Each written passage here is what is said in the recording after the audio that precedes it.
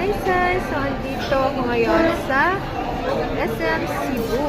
Kasi holiday ngayon, no? Na-call siya ng Wednesday at wala tayong deadline. So, nakapagpahinga si Saysay. No? Ngayon ko lang na-appreciate yung holiday kasi walang duty. So, ang dahil dyan na walang duty ay nandito ako sa SM with husband para gumala, no? Kasi ang init-init sobra ngayon. So, andito ako sa SM kasi nagpapa-aircon ba.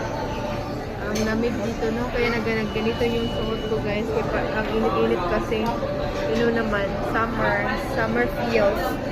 Diba? So, ngayon, saktong 12 na kami dumating dito sa SM. So, nag-ano na lang din kami nag-order